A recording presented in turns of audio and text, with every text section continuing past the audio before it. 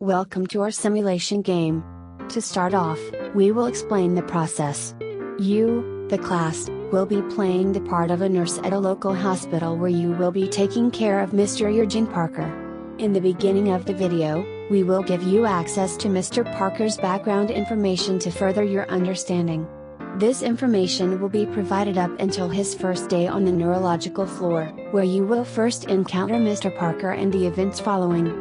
You will be taking part in segments of his care throughout his 7-day stay. At the end of each scenario, you will be asked a question and answers will be displayed afterwards. Case study, background.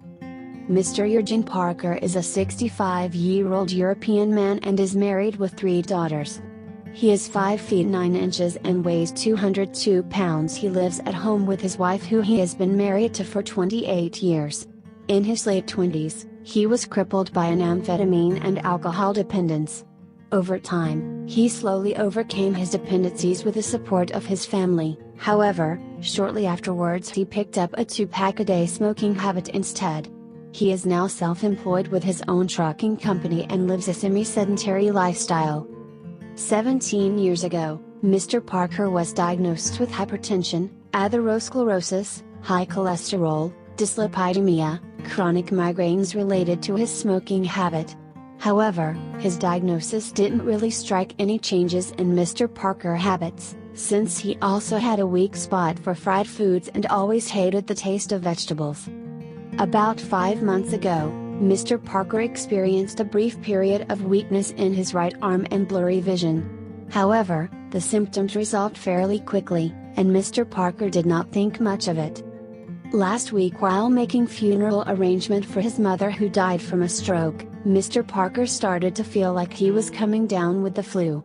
However, he tried to wait it out since he was busy making arrangements. 2 days ago, while at a family get-together, Mr. Parker's speech became slurred, and he had right-sided face drooping while clutching his chest. Mr. Parker's sister noticed this was the same signs that her mother displayed and called 911, after which Mr. Parker was admitted to the ER right away. When the family was asked about further medical history, they were too distraught to answer any questions. The vital signs were the following. On further inspection, the nurse observes clammy skin and auscultates audible bruits over the aorta. A baseline NIH stroke scale was completed, which gave Mr. Parker a score of 17 that indicates a moderate to severe stroke. Lab and diagnostic testing was conducted on Mr. Parker and showed that Mr. Parker had left carotid artery stenosis, which progressed into a thrombus in the left internal carotid artery. This ultimately led to thrombotic stroke involving left frontal lobe. Area of involvement corresponds to left MCA superior division territory. Mr. Parker was given M4 administration of recombinant tissue plasminogen activator, thrombolysis, immediately within the 2.54-hour time window for the drug, but was unsuccessful at recanalization. A distal endovascular thrombectomy using a Mercy device was then performed to remove the clot through an open stent and was successful in recanalization and reperfusion successful. Now that you have more information about Mr. Parker, welcome to your first day with Mr. Eugene as his nurse. Please remember that questions will be asked after every scenario. Enjoy. So I was looking through the chart and for the patient assignment you gave me, Mr. Parker, and I was wondering what predisposed him to a stroke.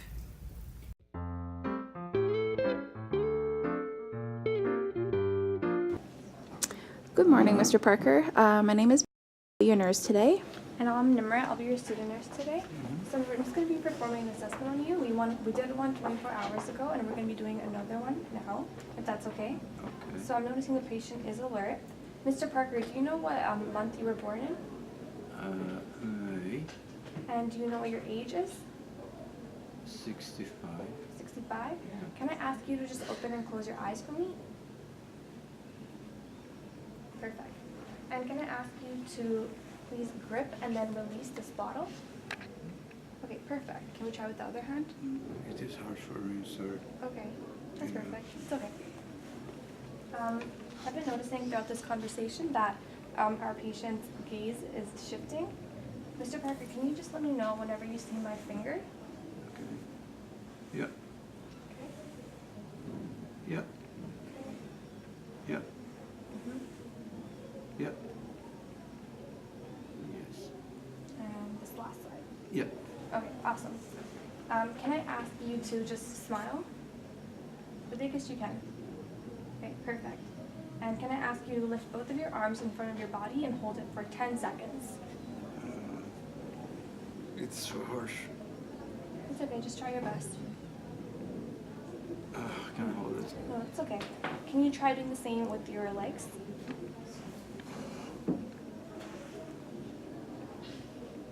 Just for 10 seconds. And perfect. Can I ask you to put your finger to your nose? Yeah. Awesome. And I'm just going to be putting a cotton swab on your body. Just let me know whenever you feel it. If you can just close your eyes for me right now.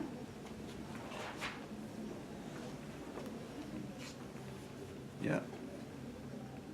Yeah.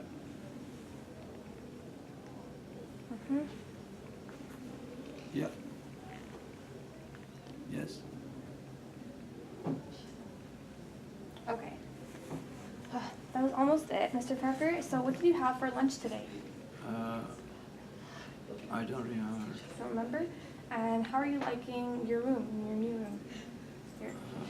I've been here for 2 weeks. 2 weeks? Okay. So I noticed that the patient is speaking in fragments and that he's been slurring throughout his conversation. Okay, thank you for your help, Mr. Parker.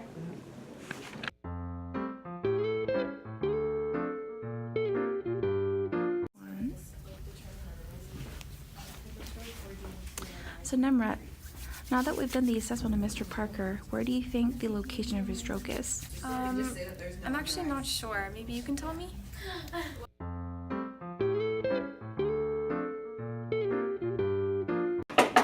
Yeah, come in. Hi, how are you? Good, how are you? I'm good.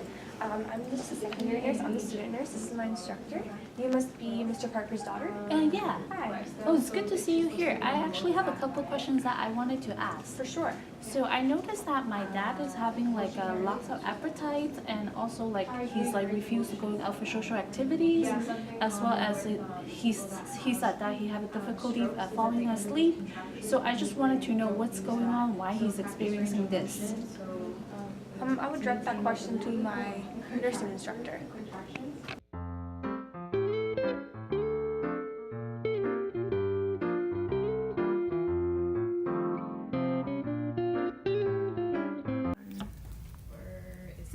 So I see Mr. Parker's being discharged soon, and I was wondering what kind of interventions we can put in place so he can improve his independent living once he gets home.